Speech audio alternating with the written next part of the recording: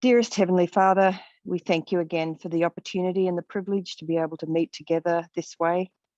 And we just thank you for all your provision for each one of us, for our families, for all the blessings that you continue to pour out upon us. Sometimes we may not recognize them as blessings, but we just accept that you know what's best. And we do ask, Father, that you'll help us to make right decisions and to be able to see and understand messages and truths that you are sharing with us.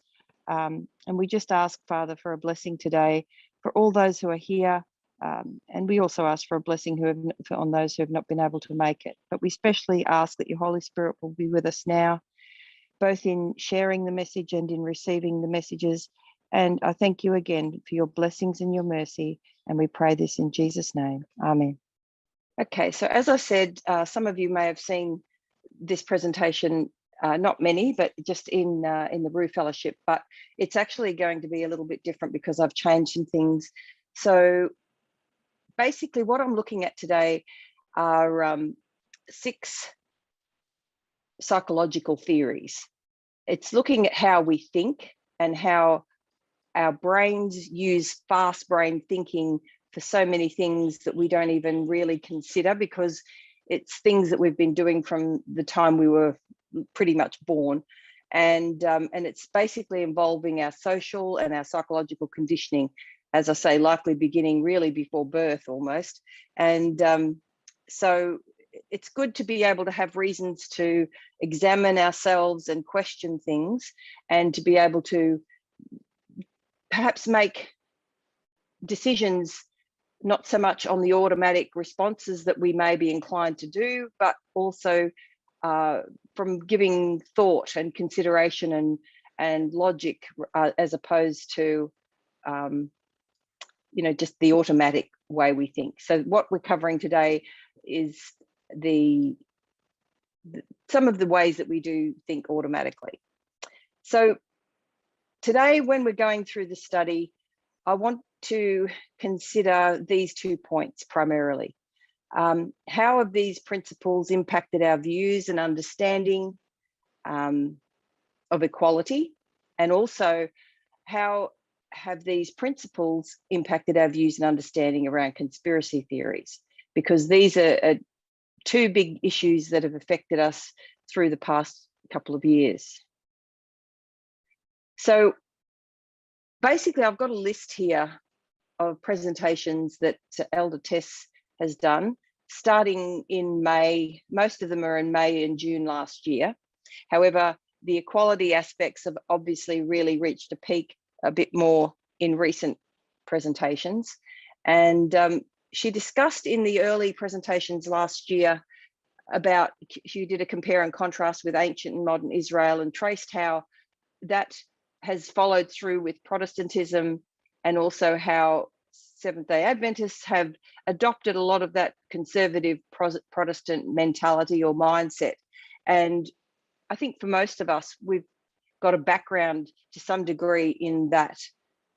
For me, I was actually quite grounded in conservative Protestantism before I became a conservative Adventist. And so I'm really grounded in it quite well. And so this has been an interesting study for me. So hopefully it will be for you as well. So basically, just looking at my things here. So she also covered the Apis bull mentality and how that impacted and still impacts us today. It still affects our thinking today. It's still something we do almost automatically because it's very ingrained, and I think it's ingrained because of some of the principles we want to go through today. So just reminding you again of the 2 things I want us to think about today. Keep in mind as we're going through, and it's really easy to see how these things impact other people. We can often see these things in other people, but really our most important thing is to be able to look at ourselves and see how these things occur in our thinking.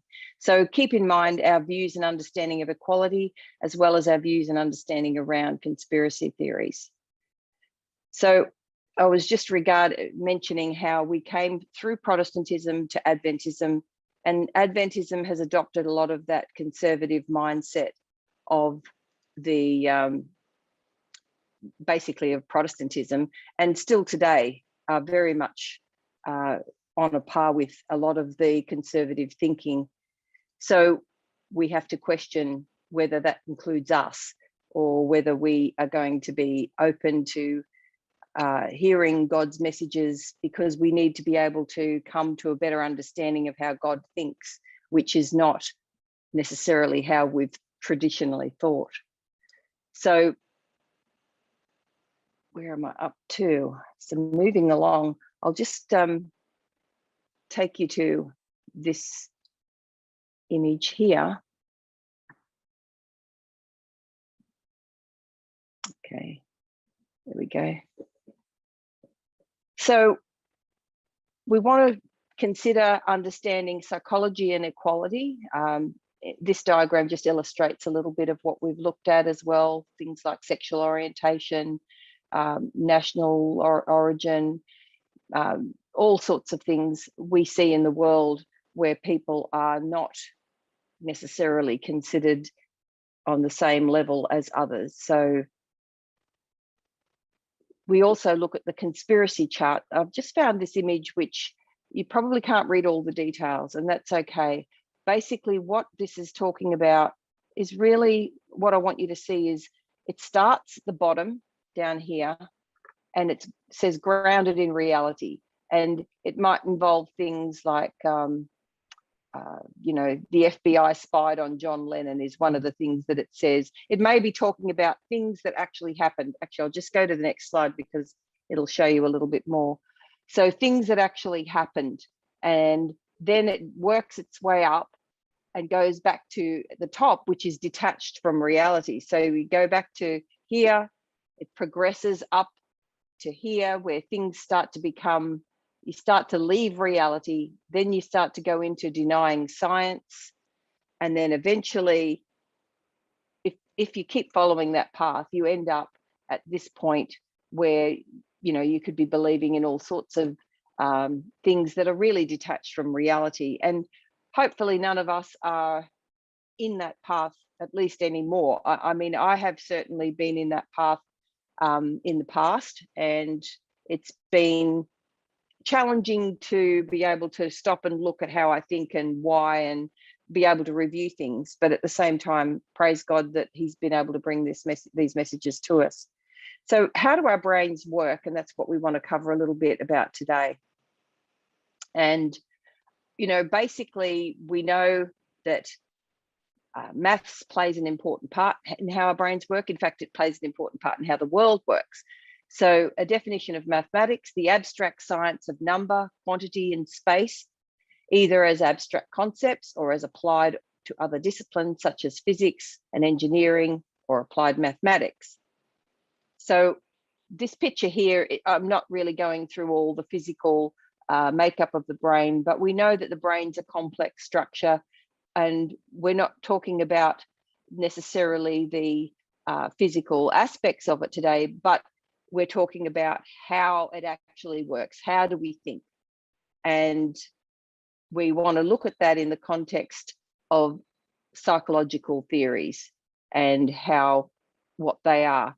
Now, before I go on, I'll just mention, I'm trying to make sure that I can get through this within the time slot if possible, but I don't want to rush things. So, but certainly stop me if you want to ask any questions. So I'm not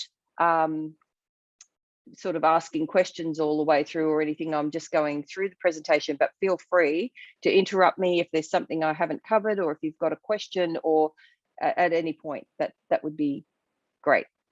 So psychological theories, basically what are they? It has to describe a behavior.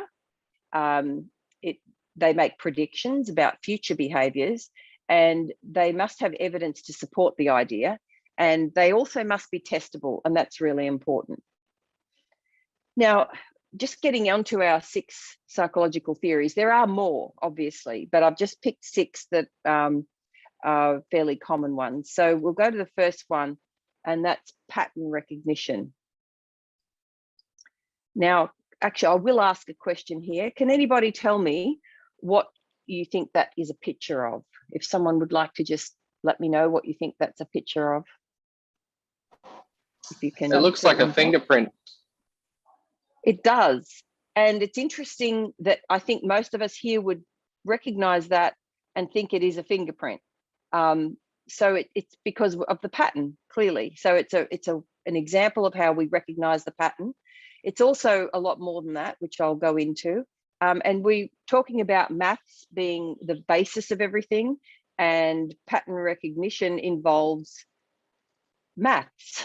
And we have a oh, hello, went too fast. There we go. We have a mathematical universe. So everything in the universe and us, really around us, involves mathematics. I'm not a mathematician by any means, shape or form. However, we can't really avoid having some understanding of math. We have to have a basic understanding of at least some of these principles. And just to take you through, one of the first things I wanted to discuss in regards to patterns is Fibonacci numbers. So these are the Fibonacci numbers at the top, and the golden ratio, which is really the relationship between those numbers. And this is something that was found, let me just get to my bits of information. They were, hold on, I'm having trouble. My mouse is working very slow, which is a little bit frustrating. Let me just get back to there. Okay, so back in 1202, a fellow by the name of Leonardo da Pisa, he was later known as Leonardo Fibonacci, he wrote a book called Book of Calculation. And at the time, it was more popular to use Roman numerals. However, he worked out these sequences using Arabic numerals. So that was a little bit radical for his day. And he located these patterns. And so that ended up producing what we often recognize. Now, before I just go here, why is that? There we go. So what is Fibonacci numbers? This is just a oops, gone too far again. Like I said, my mouse is playing up, sorry. So a sequence of numbers and a corresponding ratio that reflects various patterns found in nature, from the swirl of a pine cone seed to the curve of a nautilus shell to the twist of a hurricane. So these are patterns that we find everywhere we go in the world. And these are the Fibonacci numbers drawn in a pattern that you can recognize. And I'll just go through and show you also how we see these things in everyday life. And here are some real life examples. So this is a head of Roman cauliflower or Roman broccoli, and you'll notice they're little cones. And when you actually zero in or focus in, you can see, looking down, you can see that swirl pattern. And it's all very much in an even, relatively even pattern. If we go to a sunflower, we see the pattern emerging in where the seeds all form in the middle, similar type of pattern. We can go to a constellation in outer space. Again, we see a similar pattern. We can also look at artwork, Leonardo da Vinci's Mona Lisa. And this is an interesting one to me because you sort of question, well, did he actually know that's what he was doing? I'm sort of thinking he probably did because he was a pretty clever person. So he probably did this on purpose. That's my assumption. I don't really know if there's any evidence for that. Whether he did or not, the pattern's there. So he's either done it automatically or he knew what he was doing. And if we look at our faces, oops, I've gone too far. If we look at our faces even, we can see the patterns in the shape of our faces. And we know that it's been shown that when they've done studies on this, that the closer someone's facial features match these proportions, the more good looking they're considered to be. So it's something that's pleasing to our eye, apparently. And getting back to that fingerprint, we know that the patterns in our fingers are all based around that swirl. We've got the proportions of our knuckles and our hands. They're all relative. And of course, the other thing that we know, just considering bringing that back to our message, we know that we rely on patterns. We rely on patterns in line upon line. In our history, we go back and we look at patterns because that actually helps us understand where we are today. And I can take you to one example here. This is where we can see Adventism through the Great Controversy era compared with the 144,000 line. And you can see that there's matching points along the way. We can compare and contrast, and the patterns are what enables us to basically glean more information. God uses patterns because we are naturally inclined toward patterns. And here's another one where, this is where Elder Tess was comparing and contrasting ancient and modern Israel. She was talking about how they basically, you've got your failure, success, the alpha and the omega. You can see all of that. And you can see the patterns emerging from that. You can see the similarities. They're not exact. Obviously, you've got a 400-year darkness, captivity, etc. at the top, and 1200 at the bottom, 1260, sorry. So every detail isn't exact, but you can see the pattern and you can see the similarities, and you can glean information from all of the points that you can then work into or understand better where we are today in our dispensation. So that's the first point. So we'll move on to the second, which is the more exposure effect, or the familiarity principle. So this is another one of our psychological theories. And basically, this is a phenomenon where people tend to have a preference for things just because they're familiar with them. It's just how we tend to think, and we like things that we're used to.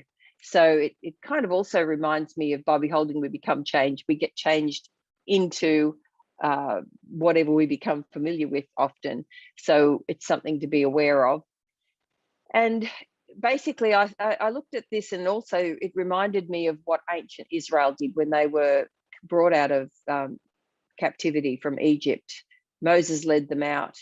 He ascends Mount Sinai to get the tables of the law.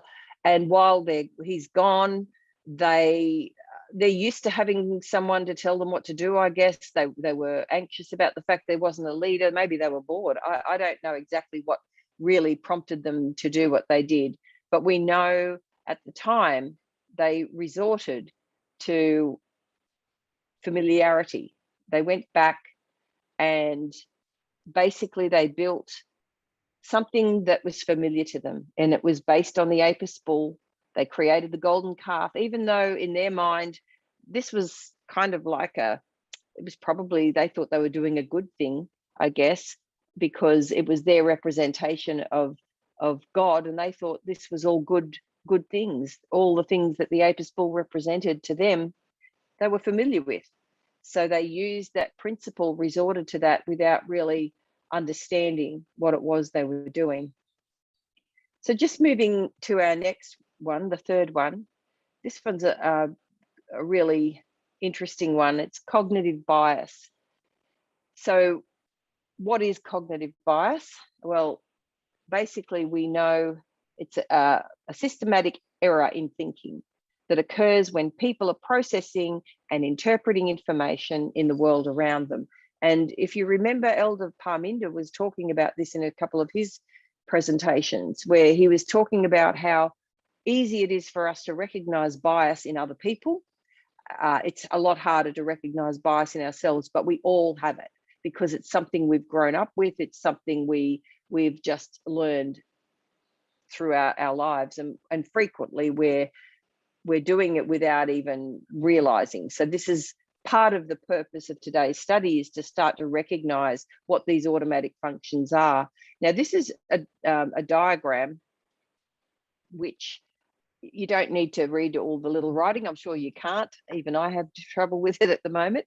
But the point is, this is a cognitive bias codex. Now, the point I'm making here is I'm going to go through 12 different biases just to become familiar with how they are and how we function. But you'll notice that there's a lot, and you can break them down from this to this to this level. And so there's such a lot when if you were really going to get into the study, which we're not to that degree today. And just to understand, this corner at the bottom here is kind of representing the fast brain reactions to things, and that's something we need to become more aware of.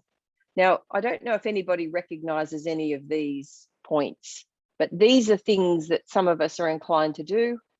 And if you do find you're doing them, then you're going to find this is actually examples of bias. I'm just checking the chat. Do we prefer, sorry, Ray, sorry, I didn't mean to miss your chat. Familiarity principle. Do we prefer this because we have a predetermined response to familiar settings? We can function comfortable on a default. Yeah, I believe that's a big part of it, because looking at that codex, it talks about how we create shortcuts. We want things to be quick. We have a natural inclination as human beings toward comfort, towards speed, towards shortcuts, towards reduced effort. I think that's just how we tend to function. So anything that takes more effort, we tend to avoid. So I think the familiarity principle helps support that. It helps support what's, it's quicker, it's easier, but we also have, it's also a preference. So it's also not just, I think it's not just because it's quicker, but I think that's part of it. I think the familiarity is something we get to like more. So we actually have an affection, if you like, for want of a better word, toward things that are familiar. Unless they're horrible things, of course, that's another thing. So maybe familiar things evoke a bit more emotion out of us. And if they're nice, familiar things, we tend to like them more, and we tend to like our comfort zone for many reasons. So thank you for that comment, Ray. Sorry, I didn't see it straight away. I have to keep an eye. So I'll just read through these. Thinking about thinking about our own behaviour, do any of the following sound familiar?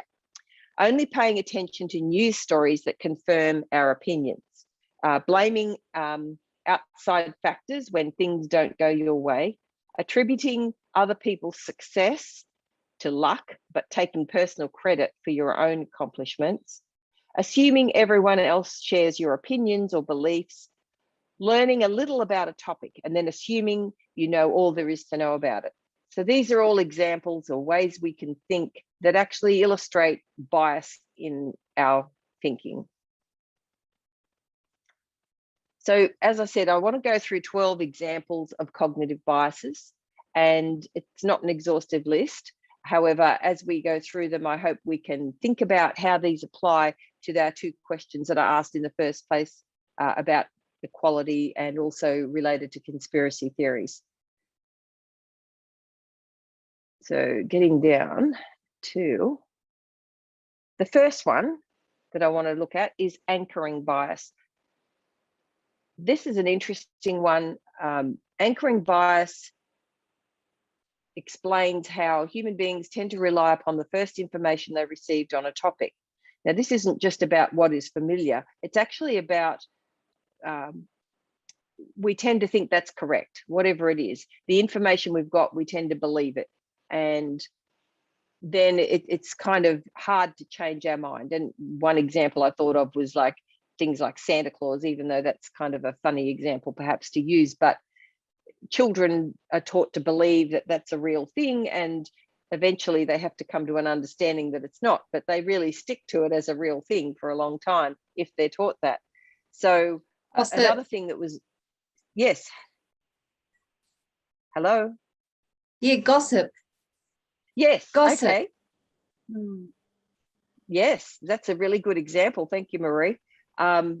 Gossip is something that probably involves a few different automatic responses, but certainly people will often hear something and then just believe it because they've heard it. So that's a good example. And not only that, it can anchor an opinion about that person in our mind that may influence how we treat them or how we think about them ongoing. And that would be some sort of an anchoring bias, I guess. Last week, we did have a really good example. Catherine brought up how an anchoring bias for her was how in her family, from a very young age, she knew that her father was the boss. Her father was the head of the house. And that was an anchoring bias for her as she was moving forward through life. And I think for many of us, that would be true, because if we've got very conservative backgrounds, it was a fairly solid social construct even a long time ago. It's less so now, socially speaking, but I think it's very alive and well in patriarchal conservative Christendom. So that's probably another good example. If anyone else has any other things, please feel free to just jump in. That would be great. So I just went too far, so I'll just go back. I'm clicking everything and getting the wrong thing. Things are moving. Okay, we're actually up to this one. Availability heuristic bias. So heuristic means a mental shortcut to make judgments quickly. So this is kind of a little bit what Ray was talking about. And people overestimate the importance of the information they have. So when we hear something and we want to accept whatever it is, we tend to think that's important. And as it says here, it's an example of our fast brain because it's going to save us time. It's just a quick shortcut. And it's also partly connected to what we see is all there is, or what you see is all there is. And we know Elder Parminder has talked about that as well. And we know that what we see very rarely is all there is. So we need to look a lot further and deeper than just what is at the first look or first glance. So bandwagon bias. So this is the next one. This explains why people follow the crowd. So if enough people believe something is true, more people will tend to believe that must be correct. So we like to, it's a bit of a herd mentality in a way. It's also, they call it in marketing, social proof. So the more people you have to say something is good, the more people will believe it is good. And that's why you have testimonials about things. So, but it applies in other things in our life in a more subtle way. So we assume if enough people believe it, then we just assume that it must be right. And we probably can recognize the fact that we've done this at some point in our lives. Now, D is choice supportive bias. So it's a natural response for people to defend the choices they make. We see advantages of our preferred choice and not the advantages of other options. And I think we can see why, along with other biases, why it could apply to people who are convinced that certain conspiracy theories are true and why they're reluctant to actually consider any available evidence to the contrary. So this is obviously, it's not one bias that comes into play with all of these things. It's a multiple things, but this is one that you can see it working in. So it also works regarding our socially acceptable views surrounding equality. So it's relevant to all of those things. The next one is confirmation bias. This bias explains why we are most likely to read or watch information supporting our current held beliefs. Again, this is basically where we are inclined to really just continue to support why we must be correct. In other words, we don't really like to look at why we're wrong. We want to look at why we're right. And again, this is another thing that happens with conspiracy theories, and it's easy to see other people doing that, especially if they've really adopted conspiracy theories in a big way.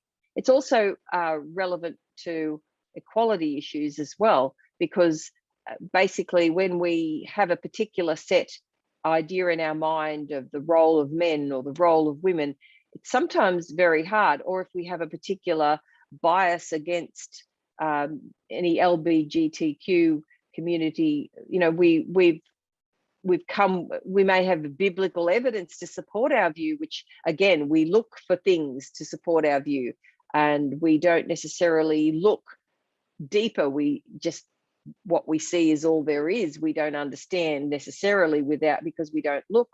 And these are parts of the reasons why. The ostrich bias, I think as I said there, the name gives it away. So it's, again, these are all things that sort of work together, and they're similar and they interact. So our subconscious makes a decision to ignore the negative information available about whatever it is we believe, and we just focus on the positive of what supports our opinion. But also the important thing here is it actually increases our ignorance on a topic, because we're not looking from a fair and all-round perspective. We're just narrowing our view and just seeing what we want to see. So therefore, we are ignorant of other things, and we stay ignorant unless we have a reason to start to sort of broaden our view. So outcome bias is the next one. And this type of behavior focuses on the outcome of something rather than the circumstances that help to bring it about. So it's a little bit like the end justifies the means. And we've seen this a lot in regards to the information warfare, where there have been means employed that are quite, we would perhaps judge them as immoral even, and yet they've been employed for the purpose of achieving a political goal regardless, because they see that the end is all that matters. How you get there doesn't matter. And it's made worse when we start to just trust our gut feelings. If we just trust how we think, and we disregard facts and statistics. So that's that one. So similarly, we've got overconfidence bias. So this one's about getting just way too confident. I mentioned trusting our feelings or our gut feelings and ignoring facts and figures. And again, this is an aspect where we just become really confident in what we believe. We might sound confident. We put our views forward in a confident manner, but basically we're not necessarily looking at all the sides of an issue. We're just presenting our particular bias and our particular perspective, and we're confident that we're correct. So again, we see this with conspiracy theories. And again, I just want to stress, it's not just conspiracy theories that other people believe, it's also just our mindset and how we think, because even though we might be rejecting certain conspiracy theories that we once embraced, sometimes we still have that type of thinking going on, and this is what we need to really examine. And that's really a challenge sometimes, because it's so ingrained in our habits, even with how we think about equality issues, whether it's the roles of women in the home and men in the home, or whether it's about, as I said, those in heterosexual, homosexual relationships. All of those sorts of things we can often catch ourselves thinking in a certain way, and then have to go, oh, hold on a minute, that's not right. So we have to get into the habit of questioning ourselves. The placebo bias. Now, obviously, placebo is probably a familiar term. We know that when they're doing studies on certain medications, they will use basically one group of people who will receive a placebo, which is just a sugar pill, if you like, for want of a better word, and then the other group of people will receive the actual medication, and nobody knows who's getting which except the research controllers, and then they will compare the results to be able to see whether the medication had an effect or not. And they know from different studies that have been done with placebos that actually placebos can work, because to some degree, not as much as the actual thing, but the amount that they work is quite surprising because of how we think and the power of our thinking. And I think the takeaway for this is just to keep in mind that how we think can be a very powerful thing. And so we need to be really mindful of how we're thinking and not just relying on our automatic thoughts. So survivorship bias. So this is a bias that occurs when we judge something just on the surviving information. There may be other information that's no longer available to us. So we make a decision just on what little is available, and it highlights the ignorance. We don't know what we don't know. And I'll just mention an example that I was reading about. If you have an ancient building, say a church building, a cathedral building that's, hundreds of years old, and it survived all this time. So we assume that they obviously built things better back then than what we do now, because anything we build now won't survive that length of time. So that's an example of that survivorship bias, because what we don't see is all the buildings that were built around the same time that didn't survive for whatever reason. And so we're making a judgment on very limited information and just on the information we have, but ignorant of information that's already gone. So it also reminds me of the literal to literal methodology, because we look at the literal, we take it to mean the literal. We don't consider the dispensations and what other things were influencing the writers at the time. We don't consider the impact of that, and we don't consider, when we look at that study from Eden to Eden, and we can see the dispensations, and we can see how God has basically had to use humanity, or use the progression, if you like, if for want of a better word, as things became available, God could use them, but he couldn't really use them until they became available, whether it was the printing press or modes of transport or whatever it was. We didn't really consider those things. We, especially as conservative Christians, we tended to take, a thus saith the Lord, a plain reading of inspiration. Oh, well, God said this, but we didn't actually sort of dig deeper. We didn't look at what information we didn't have. We just thought what we see is all there is. So we know now that that's not right. That's not the right way to look at things. There's a whole lot more information there that we need to dig out and start to uncover those jewels and have them shining through. So another one is selective perception bias.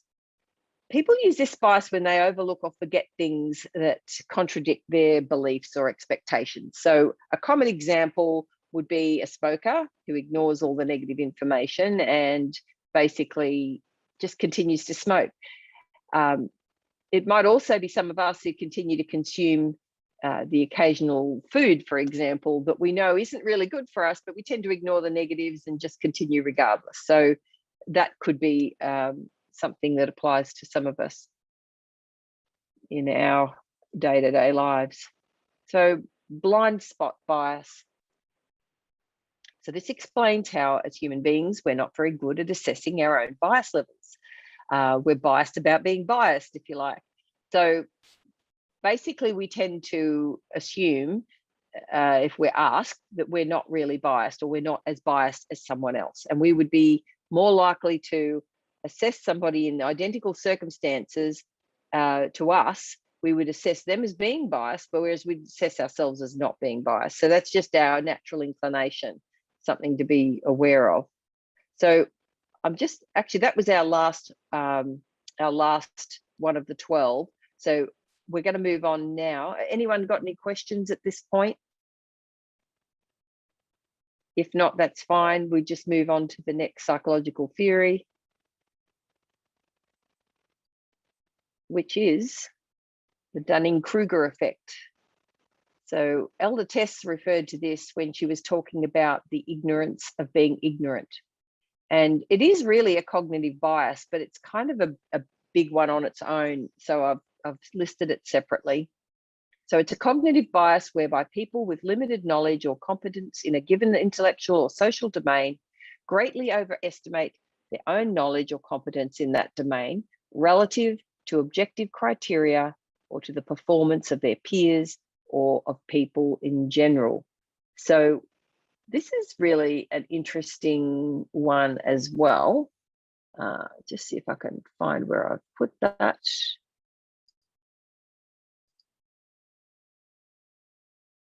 So basically, we don't know what we don't know. And we've kind of covered it a little bit with those last biases where we were discussing literal to literal as well. And generally speaking, you can see why people maybe stick to their belief about something and defend it so vehemently because of their familiar aspects of it, but they're not necessarily aware of what things are actually controlling them in doing that. So just the next theory I want to look at is the Ramsey theory. And this is another one that Elder Tess has discussed. And she was talking about it in relation to conspiracy theories. And this is one that really does impact conspiracy theories, as I hope you'll be able to see. So it's actually a mathematical equation, and it's been able to be expressed as a mathematical equation, which I'll show you in a minute. But it's at its most basic definition, it's really about creating order out of disorder, or finding order amid disorder. Basically, you can use it during, as I said, you can prove it using mathematical equations, but you also see it, and one of the examples that Elder Tess used was this one, where people would put together, like in a big square, if you like, a whole lot of text, such as Moby Dick, the book, and they could actually find words in the letters of that text, and therefore they would suggest that they were hidden messages within this text. But when you understand Ramsey theory, you start to see how it would be impossible to not find patterns in that text when you've got such a broad number of options put together, especially when the rules become very, very loose, which I'll demonstrate in a minute. So another example of the Ramsey theory that I'd like to go through is the example that's often used with friends and strangers. So it'll use people that might be invited to a dinner party or something like that. And it doesn't have to be people, it doesn't have to be a dinner party. It's just one example to try to illustrate it. So if you actually had a number of people put together for whatever reason, the question then becomes, what is the smallest number possible so that there must be either 3 mutual friends or 3 mutual strangers? So obviously you could have 3 people and 3 of them could be mutual strangers, but we're talking about must be, and that's the key word there.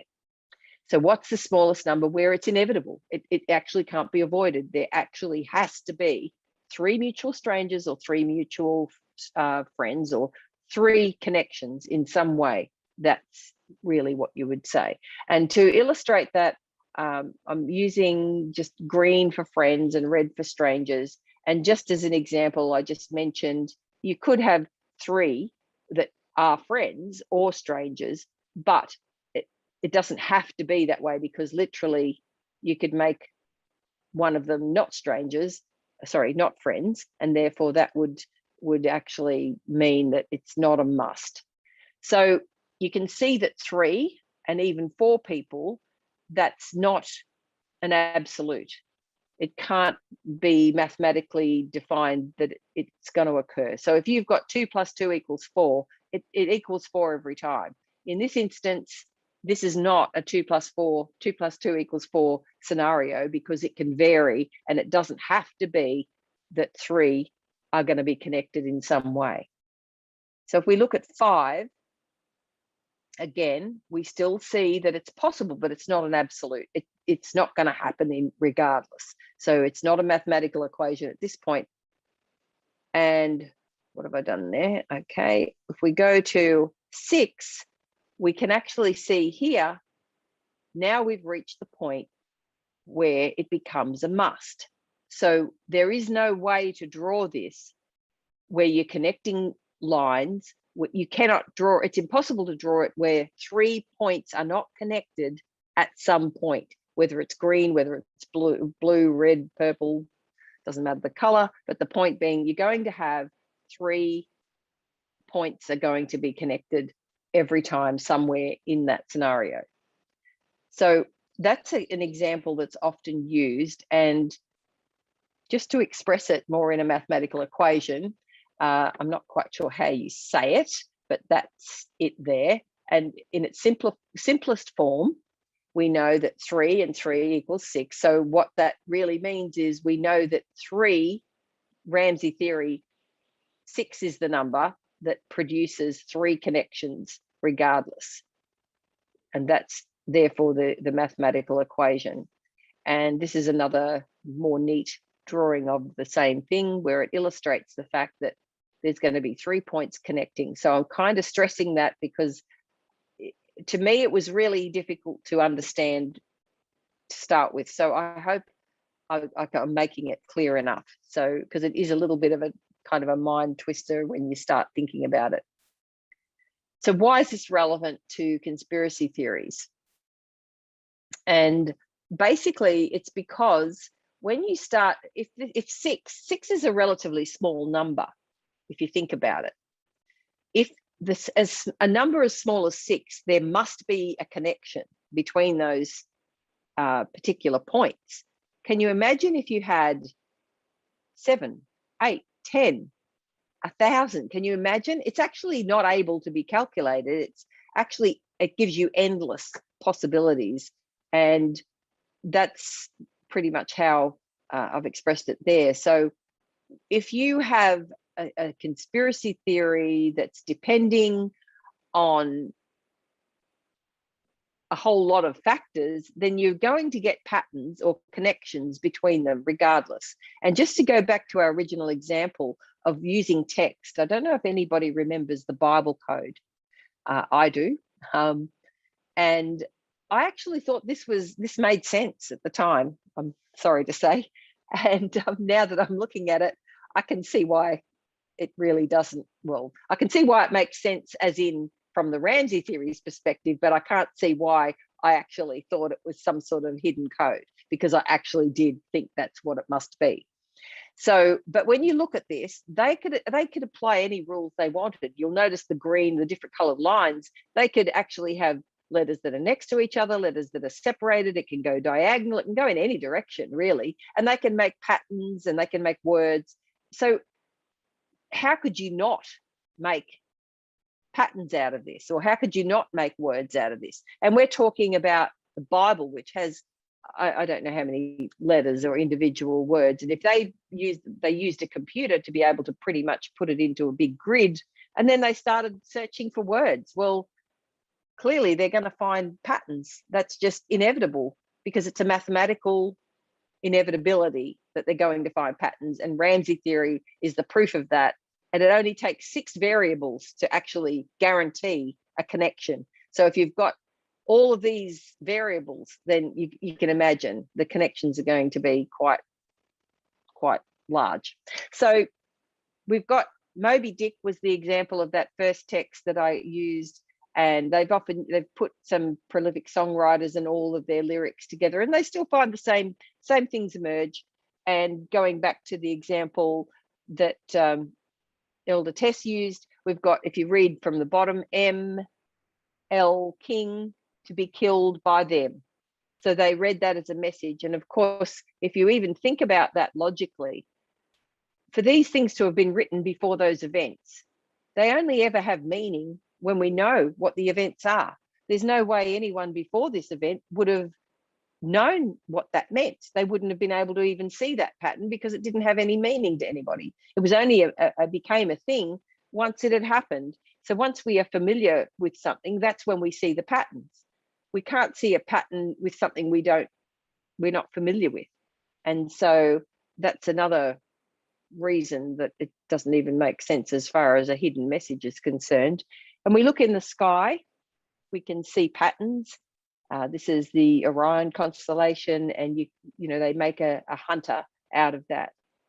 It's a bit of a stretch in my mind, but the fact is we can make patterns. When we want to make patterns, we will make patterns. That's how our brains work.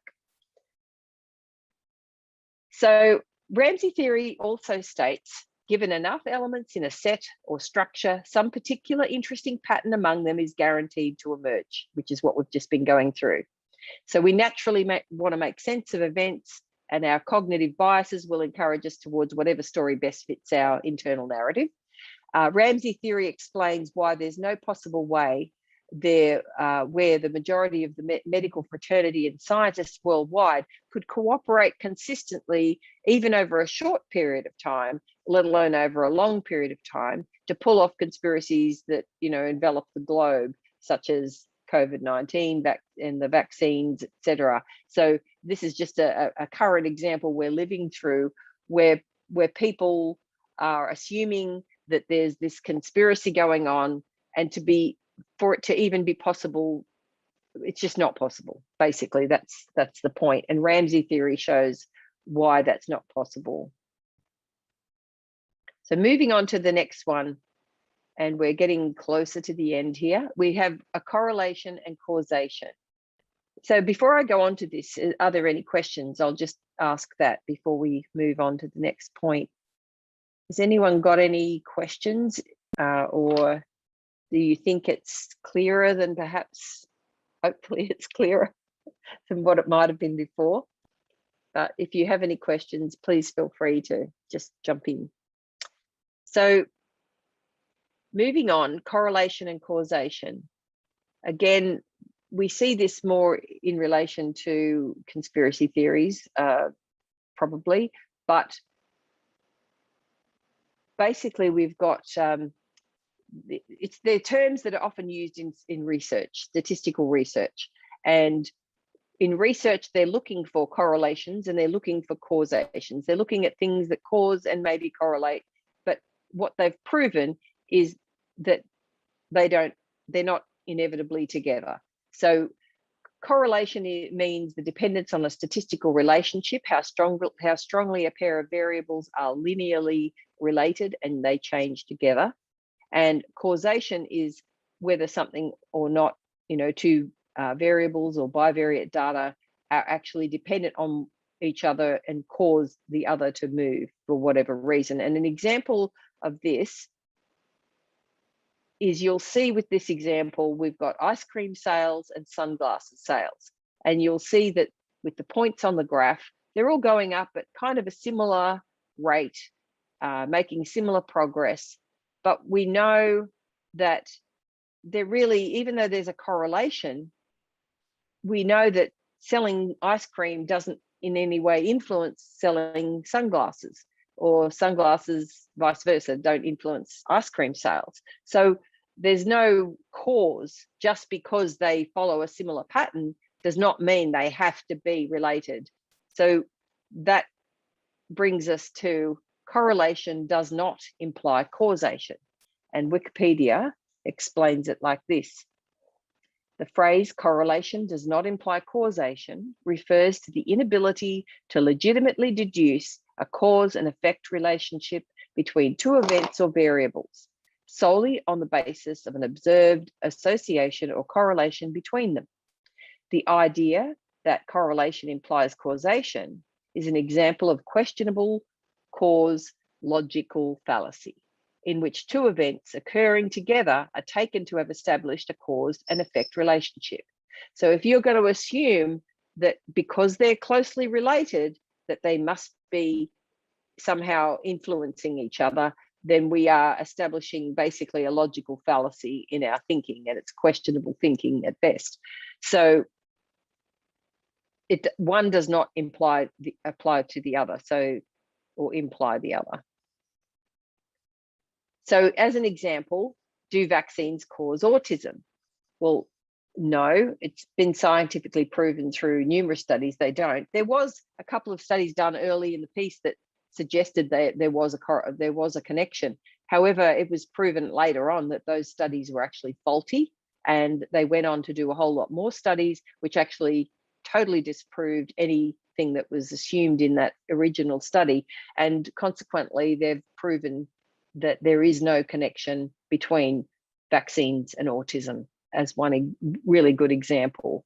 And this is something that a lot of people have connected purely because of the fact that if you have a child and it's around the same age as when they're receiving their vaccinations and then they're diagnosed with autism, then you start to look for a reason why that's happened. So you start to connect things and events but just because something happened at the same time does not mean that it's actually related as a cause.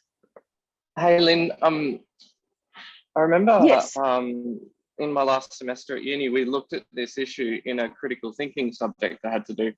Okay. And one of the things the lecturer talked about was at the time they started a widespread vaccination program in school, science actually developed a new, really accurate test to diagnose autism a lot earlier in children that linked up with the time that children were getting vaccinated at school.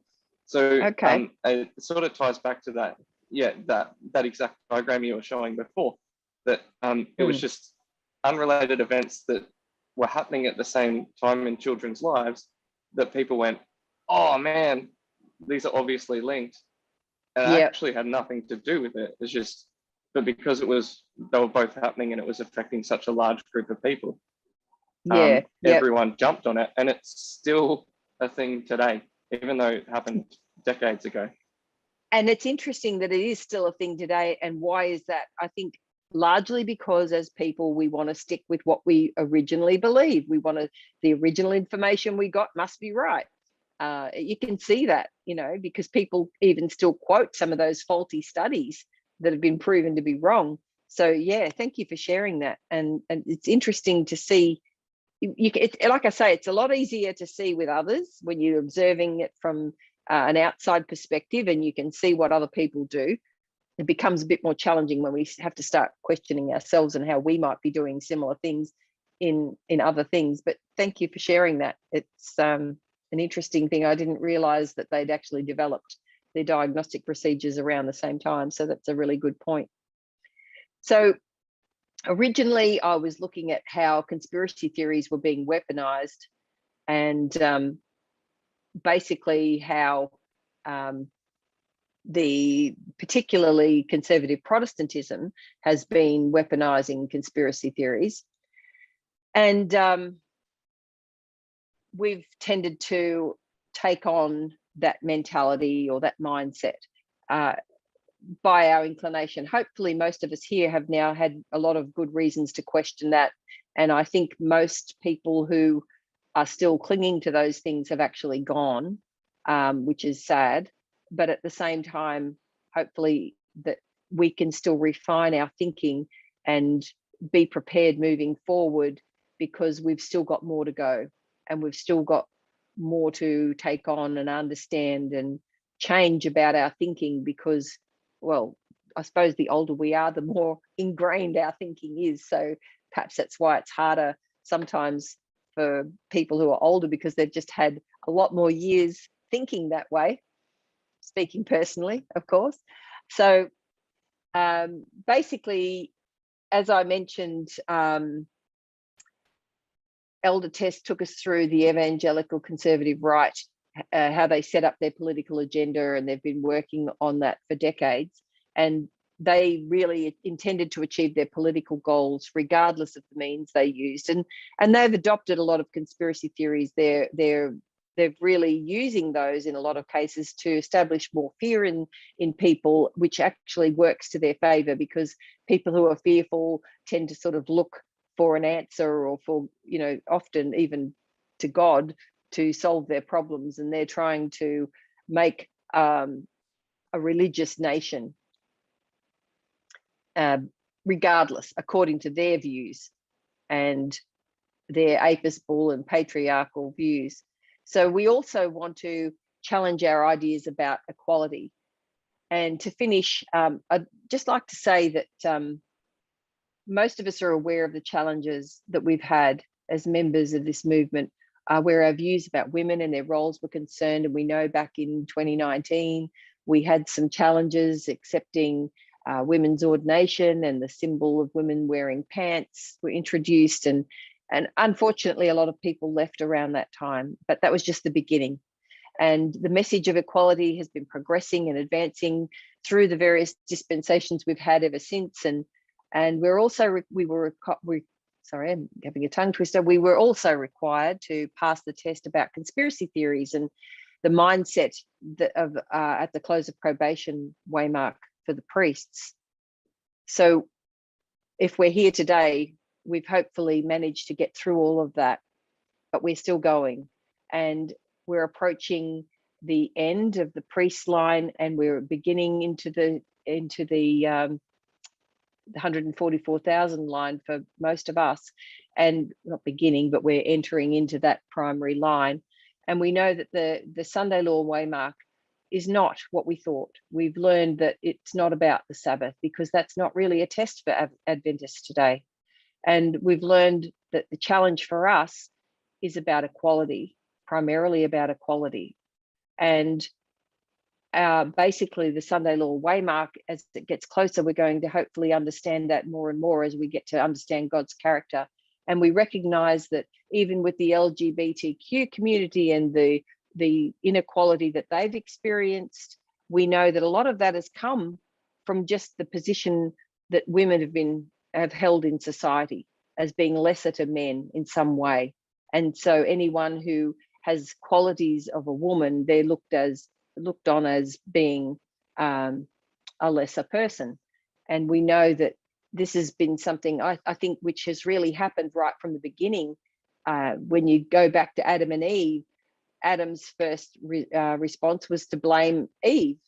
And it's interesting how the results of the curse would have probably just ended up becoming a very sad situation, because they basically would have, you could sort of see how women were then put in that position as being lesser than man. So it started right from there, and it's just gone all the way through. But we need to know now, especially as we're approaching, even though we can see that there's enlightenment in society about these issues, we also know there's a strong vein where there's a reluctance to change, and especially when it comes to conservative Christendom and that sort of an approach. So our big test is equality. And I guess the thing we need to work out is, which stream of information are we going to drink from? Because that's the question we have to keep reminding ourselves. And so I've reached the end of the presentation, and we need to, going forward, we just need to ask ourselves, which stream do we want to drink from? And also, how are we drinking? Are we understanding things? Are we clinging to a lot of our automatic fast brain mechanisms of thinking? Are we actually allowing our slow brain to start being more logical and rational, to be able to see views, to be able to see that what we see isn't all there is, there's actually more. And it's not about literal to literal, it's about literal to spiritual, and understanding our methodology, our parable methodology, all of those things, they all work in together. So that's it for today. And I just hope that that's become, well, that was easy to follow. If you do have any questions, please feel free to ask.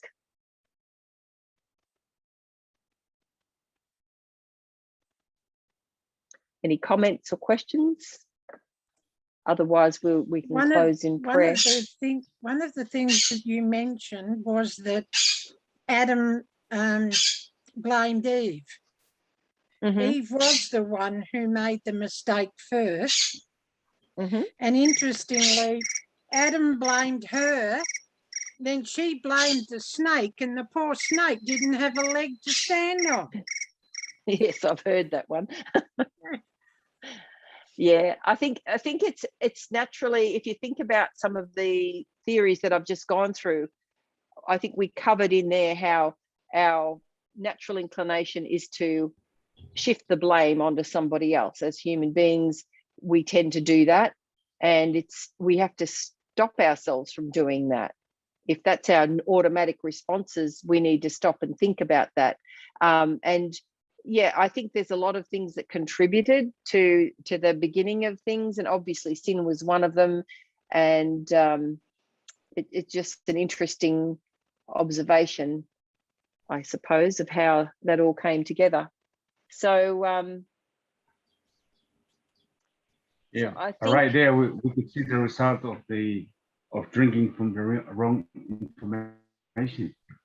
Right there in Eden, when Eve drank from the wrong information or stream of information. yes, Yeah, the result was that Adam as well. Yeah. Yes, that's it. That's right. So thank you for that. That's true. And it's always been two streams of information. Yes. Was that Ray that was talking about a study he did at uni regarding? Yes, Ray. Right. Well, I listened to a nurse when I was in New South Wales, and she worked in the statistics. And she was researching when babies are born and vaccinated, and the result, she said, was all of these babies, too many, had autism. And even though we've studied correlation is not causation, and I understand that, I was just thinking about it when Ray gave that answer. It started before the injection. And so that kind of clarified, in other words, another interesting factor for me. It answered the question that's been in my mind for a long time. Yeah, okay, that's interesting. Actually, one thought that comes to mind with what you've just said is, even though correlation and causation are not automatically related, that doesn't mean you can't find a correlation and a cause that are related. Obviously, that's the whole point of, it's one of the points of research, is to actually try to find, in certain instances, the causes and correlations that actually do match up. But just because something is correlated of itself does not automatically mean it is a cause. That's the point, I guess, to take away. Yes. So there can be a relationship, but it's usually got to be supported by other facts and other data. So therefore, when they were doing the studies, for example, on autism and vaccines, they actually were able to show there was no cause. However, had they studied it and there was a cause, that would have been able to be identified. So then there would have been a connection. But obviously, studies proved that there was none. So just because something is correlated, it's not caused. Yes? Some studies may prove it, but America has spent a small fortune paying people money through court cases because they did believe that they were correlated. So there must have been scientists and medical practitioners involved in those trials. I think basically with regards to what you're referring to, I'd probably have to see exactly what the information is before I could really make too much of a comment, because just from what we've looked at in regards to this study, we know that there was, back in, I think it was the 70s, somebody did do a couple of studies that supposedly showed a connection. However, it was later on they realized that those studies were faulty. They weren't done properly.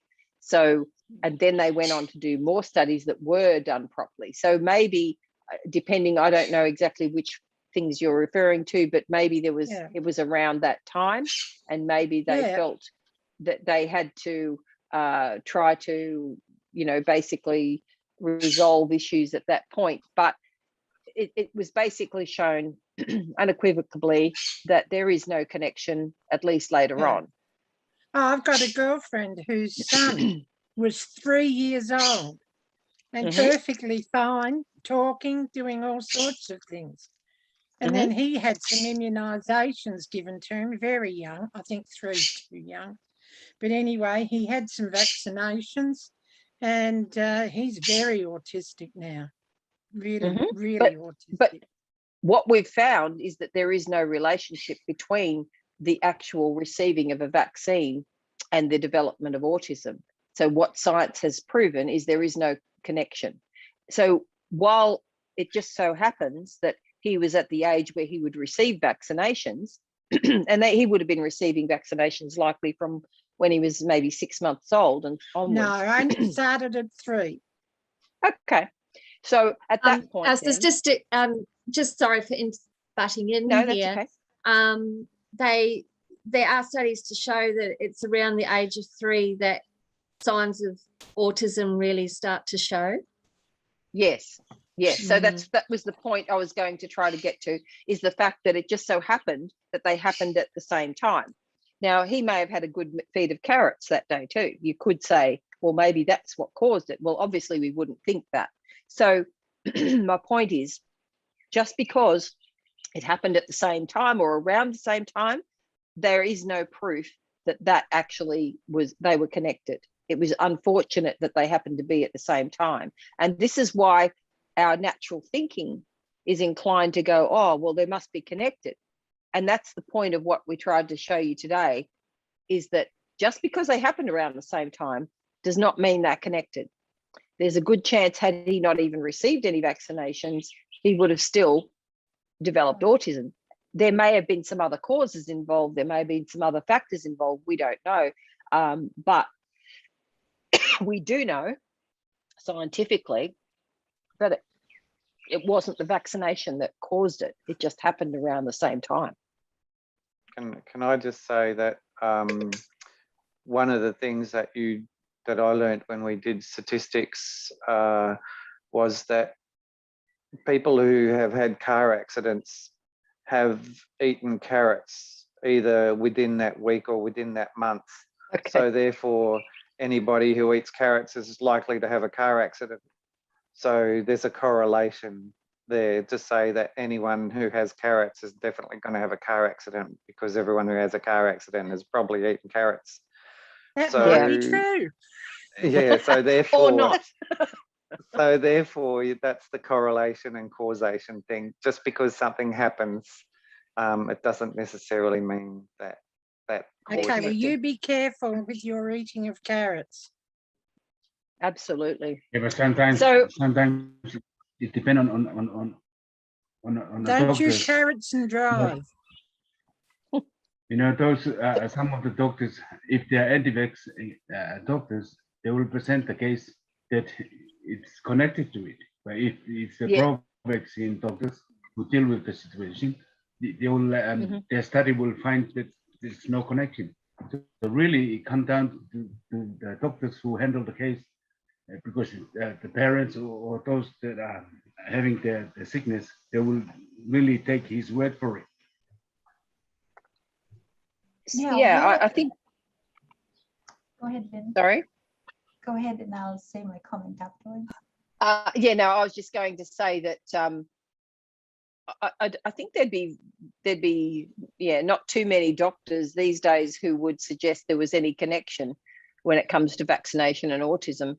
I think it would be very few and far between, unless there's some who are very stuck in that line of thinking, and really they're applying a lot of the biases that we've discussed today. So yes, so sorry, was that Josephine? You were going to say something? Yeah, that's me.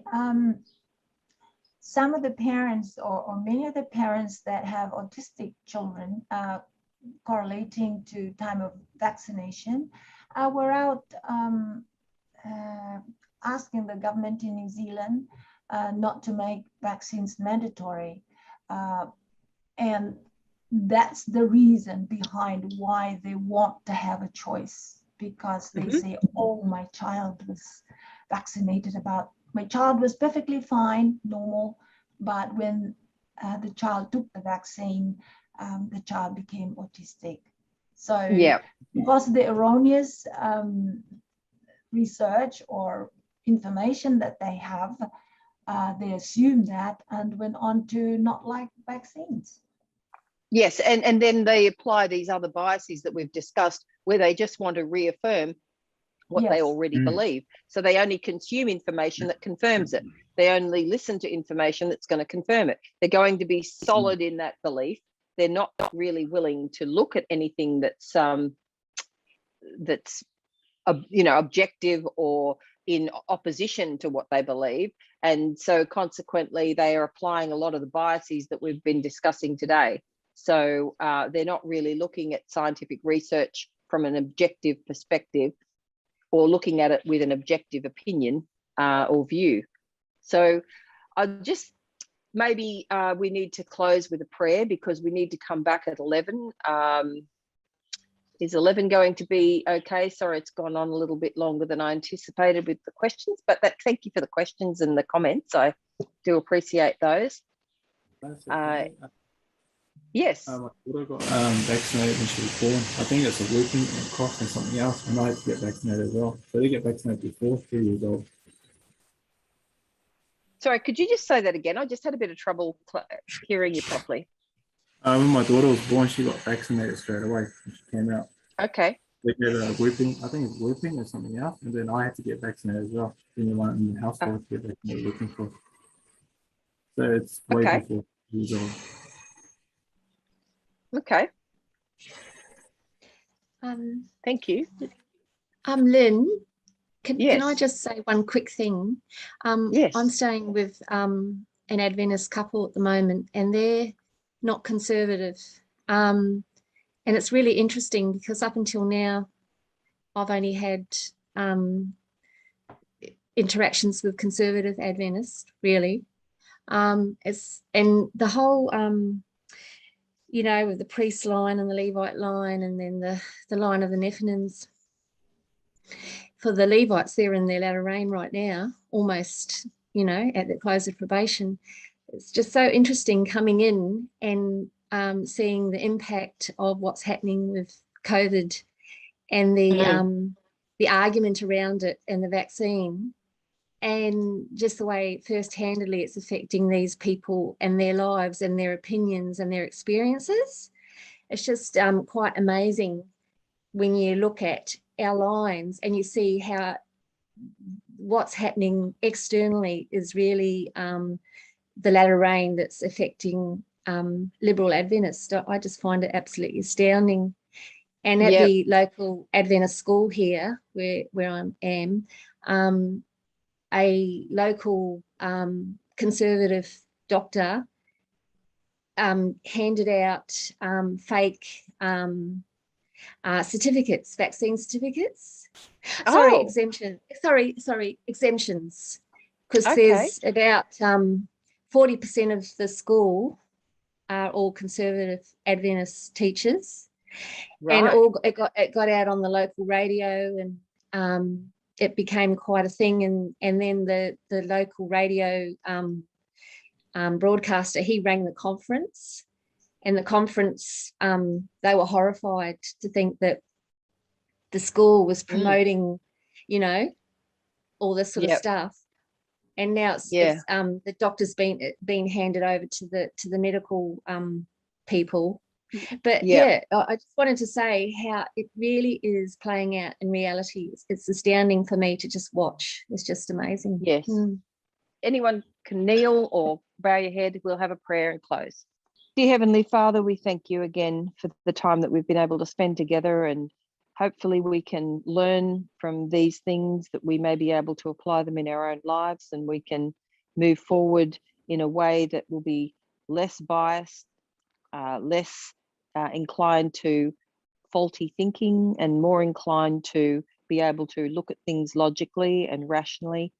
We thank you for the blessings of the message and the messages you've been giving through all the teachers, and we just thank you for all your blessings that you've been pouring out upon us. And we just ask for continued blessing for this Sabbath day, and we pray this in Jesus' name. Amen.